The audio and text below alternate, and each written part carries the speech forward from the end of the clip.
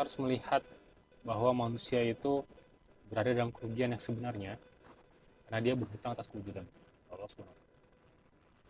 Dan umur manusia itu tidak dimulai dari zaman Nabi Adam ketika di bumi.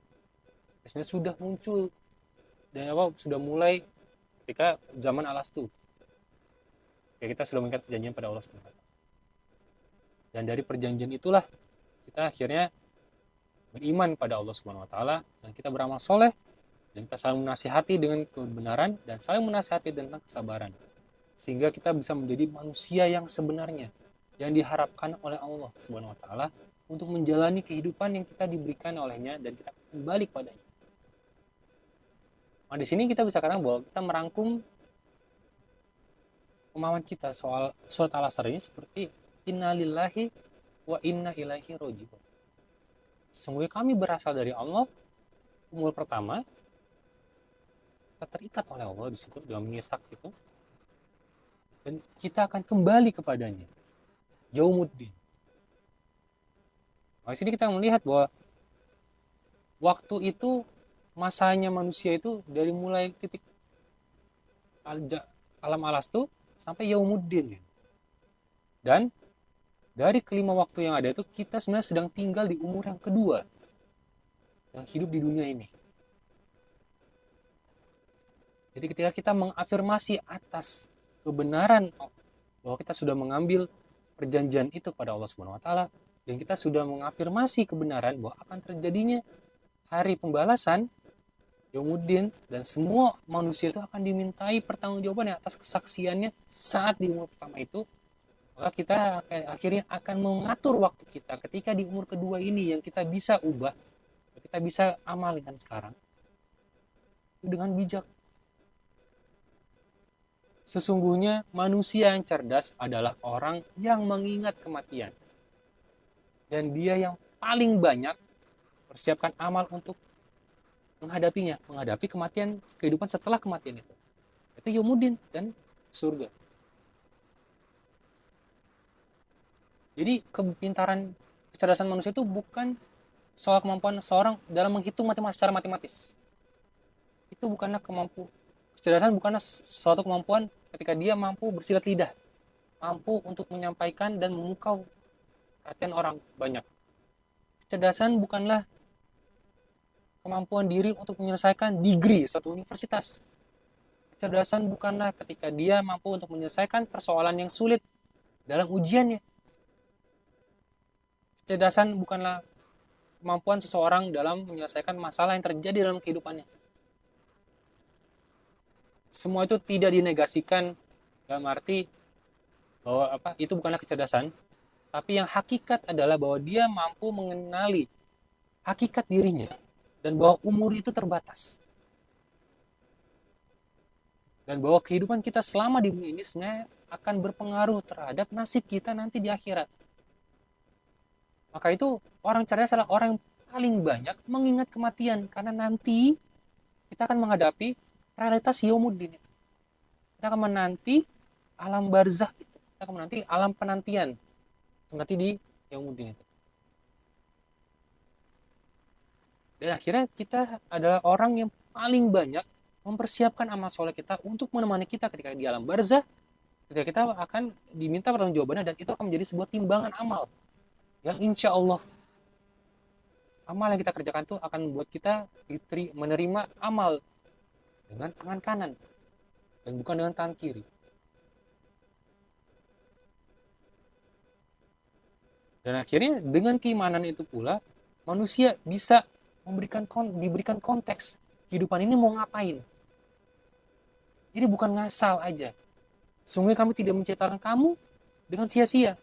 Ada tujuannya. Biasanya orang akan berhenti bahwa kita ciptakan untuk beribadah. Katakan bahwa ma khalaqtul jinna wal insana illa liya'budun. Bahwa tidaklah aku, Allah menciptakan jin dan manusia untuk beribadah kepadaku. Dan ketika ibadah itu disempitkan hanya sebatas ibadah ukhrawi, sebenarnya dia merugi. Karena dalam 24 jam kita melakukan ibadah ukhrawi itu seberapa banyak. Taruhlah sholat 5 waktu itu kita kerjakan dalam waktu 5 menit. Berarti hanya 25 menit saja kita mengerjakan ibadah ukhrawinya itu. Ditambah dengan zikir, mungkin tambah 5 menit lagi. Jadi 10 menit. Jadi hanya 50 menit. Tambah dengan sholat nawafil, mungkin 5 menit lagi. 15 menit. 15 kali 5, berarti ada 75 menit. Dalam sehari kita lakukan untuk beribadah pada Allah. Kalau pemahaman kita terkait dengan ibadah itu hanya sebatas yang menjadikan ibadah ukhrawi itu semata, semua kita merugi. Karena kita mengafirmasi bahwa kewujudan kita itu ada karena Allah Subhanahu wa taala dan segala apapun yang kita kerjakan itu bernilai ibadah ketika dijalankan dengan dalam koridor dengan ketika dijalankan dengan syariat. Dan syariat mengatur segala tindak laku manusia. Jadi ada yang sifatnya fleksibel, ada yang sifatnya kaku. Halal haram, kayak fikih halal haram itu kaku jelas. Bahwa apa yang jadikan ayat dalil hukum itu harus jelas. Kita tidak boleh makan babi, tidak boleh mendekati zina, tidak boleh melakukan kecurangan dalam penimbangan berdagang, tidak boleh berkhianat dalam amanat, tidak boleh menggunjing dengan saudara lain, tidak boleh membunuh, tidak boleh mencuri, dan segala macam yang disebutkan syariat itu. Dan itu akhirnya menjadi batasan kita dalam berbuat. Tapi sekarang apakah kita berbuat hanya sebatas menjauhi yang haram saja? Tentu tidak. Kita bekerja, kita bermuamalah pada manusia yang lainnya. Kita bersosialisasi, kita makan bersama, kita ikut pemilu, kita belajar, mencari ilmu, dan semua dalam tataran yang syariah. Dan itu semua menjadi ibadah karena kita meniatkan untuk pada Allah Subhanahu wa taala. Dan kita tahu bahwa itu adalah ibadah karena Allah menuntutnya dalam syariat itu.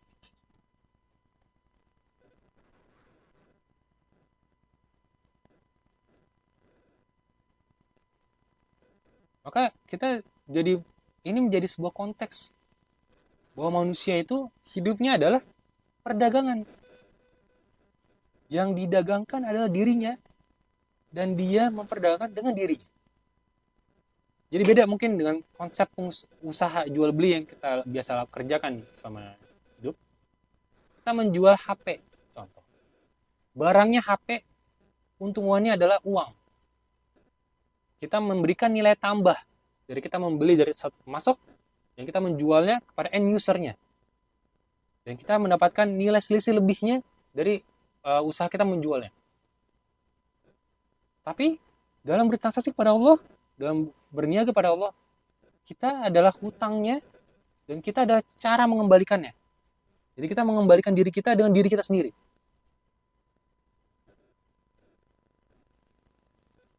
Karena agama itu berarti mengembalikan diri kita kepada kehendak Allah Subhanahu wa taala. Dan kita tunduk pada kehendak Allah Subhanahu wa taala dengan kita mengikuti syariat yang Allah kehendaki bagi diri kita. Jadi tidak bisa dikatakan kita muslim ketika kita tidak tunduk pada syariat. Tidak dikatakan muslim ketika kita beriman pada Allah Subhanahu wa taala tapi tidak kepada pembawa ajaran Nabi SAW. Kita tidak mengimani kebenaran Nabi Muhammad yang dibawa oleh Nabi Muhammad SAW. La ilaha illallah Muhammadur Rasulullah.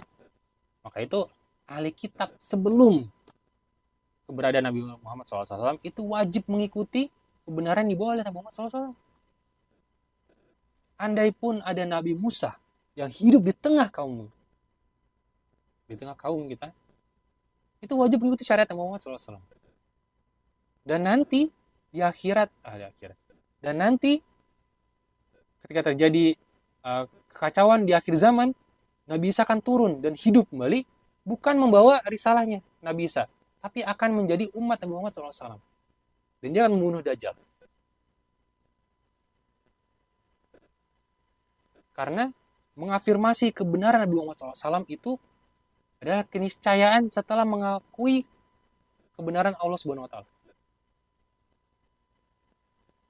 Dan bagi para nabi itu, selain mereka berbaiat kepada Allah Subhanahu wa taala bahwa mengafirmasi bahwa beliau ada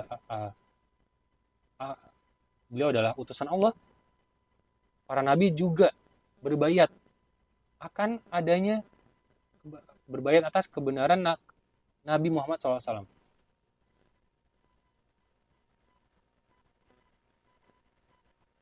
Dan oleh sebab itu dalam ajaran Nabi sebelum Nabi Muhammad SAW itu selalu dikabarkan 3 hal yang utama. Pertama adalah beriman kepada Allah Subhanahu Wa Taala. Yang kedua adalah meyakini bahwa akan adanya hari akhir. Yang ketiga adalah bahwa nanti akan datang Nabi terakhir, Ahmad, Muhammad, namanya seperti itu. Nah, ketika Rasulullah SAW itu lahir dan beliau diangkat menjadi Rasul, maka tidak lagi maka kebenaran Al-Quran itu akhirnya mengafirmasi kebenaran yang sudah dibawa oleh para nabi sebelumnya. Dan bukti bahwa kebenaran yang dibawa Nabi Muhammad SAW itu diikuti oleh para nabi sebelumnya adalah bahwa ketika Isra Mi'raj, Nabi Muhammad SAW memimpin sholat dan makmumnya adalah para nabi semuanya. Di sini dilihat bahwa Nabi Muhammad SAW adalah pemimpin nabi. Jadi berbeda kedudukan Rasulullah SAW bahkan di antara para nabi sekalipun. Dan justru dengan keberadaan Nabi Muhammad SAW, Nabi Adam itu bisa meminta ampunan pada Allah Subhanahu Wa Taala.